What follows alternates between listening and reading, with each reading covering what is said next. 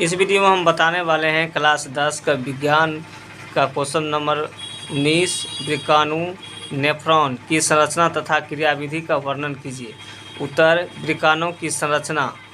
जो हमने संरचना इस प्रकार बनाए हैं, यहाँ पर इस पार्ट का हम बोलते हैं अभिवाही धमनिका और इसको बोलते हैं अपवाही धमनिका, और ये बीच का भाग है, ये है ग्लेमेरुलस और ये भाग है बोमेन संपुट। उसके बाद ये नलिका जो यहाँ पर कुंडलित है, इसको बोलेंगे कुंडलित नलिका। उसके बाद यहाँ आएंगे, इस भाग को हम कहेंगे हेनले का अवरोही चाप। उसके बाद इस भाग को हम कहेंगे हेनले का अधिरोही चाप, हेनले का अधिरोही चाप। उसके बाद यहाँ पर भी एक दूरस्थ कुंडलित नलिका है। उसके बाद यहाँ पर जो इस भाग को हम बोलेंगे संग्राहक नलिका। उसके बाद ये जो है ये सामान्य संग्राहक नली है। उसके बाद नीचे वाले भाग में यहाँ हो जाते हैं मूत्रवाहिनी। तो ये नेफ्रॉन का संरचना है। अब आगे हम इसके क्रियाविधि का वर्णन करेंगे। वृक्काणु गुर्दे की संरचनात्मक इकाई है। इसमें एक नलिका होती है जो एक और संग्राहक वाहिनी से जुड़ी रहती है तथा एक कप की आकृति की संरचना से दूसरी ओर जुड़ी रहती है। इस कप की आकृति की संरचना को बोमेन संपुट कहते हैं। प्रत्येक बोमेन संपुट में कोशिकाओं के गुच्छ या गुच्छे कप के अंदर होते हैं, जिसे कोशिका गुच्छ ग्लोमेरुलस कहते हैं। कोशिका गुच्छ में रुधिर एफरेंट धमनी द्वारा प्रवेश करता है तथा इफरेंट धमनी द्वारा बाहर निकलता है। नेफ्रॉन के कार्य। पहला कार्य है छानना। रुधिर बोमेन संपुट के अंदर कोशिका गुच्छ की कोशिकाओं द्वारा छाना जाता है। निस्यंद वृक्काणु के नलिकाकार हिस्सों से गुजरता है। इस निस्यंद में ग्लूकोज, अमीनो अम्ल, यूरिया, यूरिक अम्ल, लवण तथा जल की अत्यधिक मात्रा होती है। दूसरा, पुनः अवशोषण। जैसे जैसे निस्यंद नलिका में बहता जाता है, वैसे वैसे लाभप्रद पदार्थ जैसे ग्लूकोज, अमीनो अम्ल, लवण तथा जल विशेष रूप से वृक्काणु को घेरती हुई रुधिर कोशिकाओं द्वारा अवशोषित कर दिया जाता है।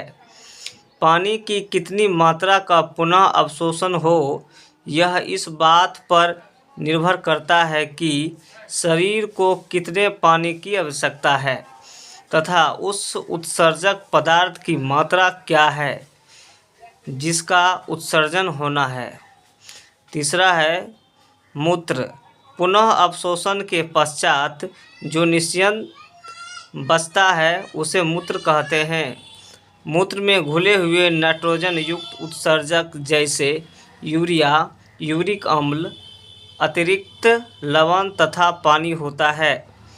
मूत्र गलेक्टिंग डक्टा द्वारा वृक्काणु से एकत्रित होती है और फिर यूरेटर में ले जाई जाती है। अब है क्वेश्चन नंबर 20। क्वेश्चन नंबर 20 है,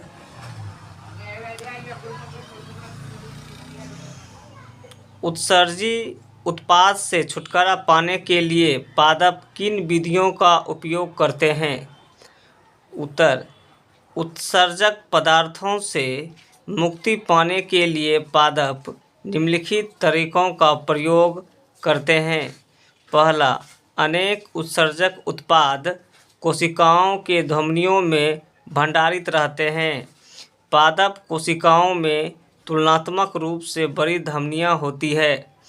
दूसरा, कुछ उत्पादक या कुछ उत्सर्जक उत्पाद पत्तियों में भंडारित रहते हैं। पत्तियों के गिरने के साथ ये हट जाते हैं। तीसरा, कुछ उत्सर्जक उत्पाद जैसे रेजिन या गम विशेष रूप से निष्क्रिय पुराने जाइलम में भंडारित करते हैं। चौथा, कुछ उत्सर्जक उत्पाद जैसे टेनिन, रेजिन, गम छाल में भंडारित रहते हैं। छाल के उतरने के साथ हट जाते हैं। 5 है, पादप कुछ उत्सर्जक पदार्थों का उत्सर्जन जड़ों के द्वारा मृदा में भी करते हैं। अब है क्वेश्चन नंबर 21। क्वेश्चन नंबर 21 है, मूत्र बनने की मात्रा का नियम किस प्रकार होता है? उत्तर, मूत्र की मात्रा पानी में पुनः अवशोषण पर प्रमुख रूप से निर्भर करती है। वृक्काणु नलिका द्वारा पानी की मात्रा का पुनः अवशोषण निम्नलिखित पर निर्भर करता है। पहला, शरीर में अतिरिक्त पानी की कितनी मात्रा है जिसको निकालना है। जब शरीर के ऊतकों में पर्याप्त जल है तब एक बड़ी मात्रा में तनुमूत्र का उत्सर्जन होता है।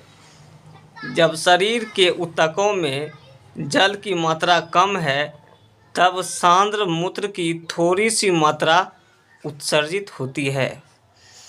दूसरा, कितने घुलनशील उत्सर्जक विशेषकर नाइट्रोजन युक्त उत्सर्जक जैसे यूरिया, यूरिक अम्ल तथा लवण आदि का शरीर से उत्सर्जन होता है। जब शरीर में घुलनशील उत्सर्जक की अधिक मात्रा हो तब उनके उत्सर्जन के लिए जल की अधिक मात्रा की आवश्यकता होती है, अतः मूत्र की मात्रा बढ़ जाती है। अब है क्वेश्चन नंबर 22। 22 नंबर क्वेश्चन है, हमारे शरीर में वसा का पाचन कैसे होता है? यह प्रक्रम कहाँ होता है? उत्तर, वसा का पाचन वसा बड़े ग्लोब्यूल के रूप में क्षुद्रांत में उपस्थित होते हैं। इतने बड़े ग्लोब्यूलों के ऊपर वसा पाचित करने वाले एंजाइम प्रभावी रूप से क्रिया नहीं कर पाते हैं। यकृत द्वारा स्रावित वाइल रस अग्नाशय के रस के साथ क्षुद्रांत में आता है। वाइल रस के वाइल लवण वसा के बड़े बड़े ग्लोब्यूल छोटे छोटे ग्लोब्यूलों में टूट जाते हैं और इस तरह एक बड़ा सतही क्षेत्र प्रदान करते हैं जिस पर एंजाइम क्रिया कर सके। लाइपेज नामक एंजाइम जो अग्नाशय रस में होता है इमल्सीकरण हुए वसा का विखंडन करता है, जिसमें लाइपेज एंजाइम होता है जो वसा को वसा अम्ल तथा ग्लिसरॉल में परिवर्तित कर देता है। यहाँ पर वसा है और वाइल लवणों द्वारा इमल्सीकृत किया जाता है तो इमल्सीकृत वसा बनेगा। उसके बाद अग्नाशय में लाइपेज जो है उसको वसा का विखंडन कर देगा। फिर क्षुद्र आंत में जो है क्षुद्र आंत रस जो है लाइपेज की उपस्थिति में वसा अम्ल और ग्लिसरॉल में बदल देगा। ठीक है, और वसा का पाचन क्षुद्र आंत में हो जाता है। अब है क्वेश्चन नंबर 23। भोजन के पाचन में लार की क्या भूमिका है? उत्तर, पहला है, लार सेलाइवरी, लार को हम सेलाइवरी कहते हैं। एमाइलेज एंजाइम होता है जो स्टार्च को शर्करा जैसे मल्टोस में परिवर्तित कर देता है, यानी स्टार्च प्लस सेलाइवरी एमाइलेज तो ये शर्करा बनाएगा। दूसरा, लार भोजन को नम करती है जो भोजन के बड़े टुकड़ों में चबाने तथा तोड़ने में मदद करती है, जिससे कि सेलाइवरी एमाइलेज स्टार्च को प्रभावशाली तरीके से पाचित कर सके। अब है क्वेश्चन नंबर 24।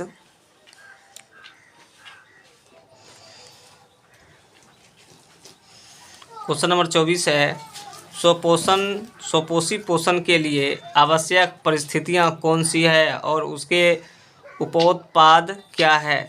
उत्तर, स्वपोषण के लिए आवश्यक शर्तें हैं। पहला, जैव कोशिकाओं में क्लोरोफिल की उपस्थिति।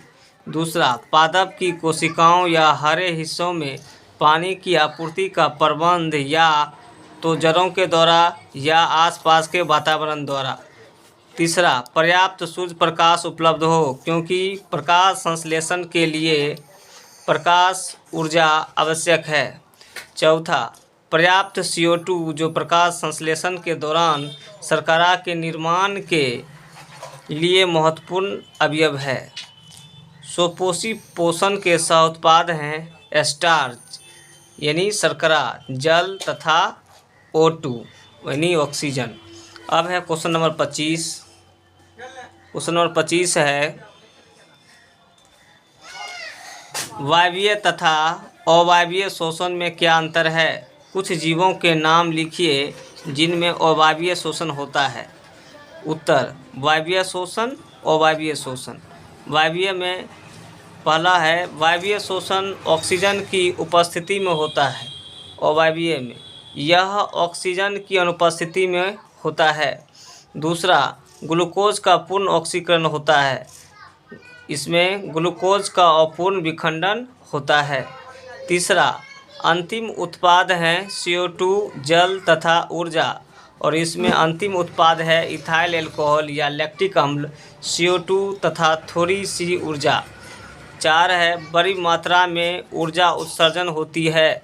एक ग्लूकोज अणु से 38 ATP अणु इसमें है। कम मात्रा में ऊर्जा उत्पन्न होती है। एक ग्लूकोज अणु से 2 ATP अणु। 5 है वायवीय शोषण का प्रथम चरण कोशिका द्रव्य में होता है, जबकि अगला चरण माइटोकॉन्ड्रिया में होता है, और इसमें है पूरा अवायवीय शोषण कोशिका द्रव्य में होता है। जंतु जिनमें अवायवीय शोषण होता है ईस्ट तथा परजीवी जैसे टेपवर्म, एस्केरिस जिसको हम गोलाकृमि कहते हैं आदि। अब है क्वेश्चन नंबर 26 है गैसों के अधिकतम विनिमय के लिए कुपिकाएं किस प्रकार कार्य करते हैं?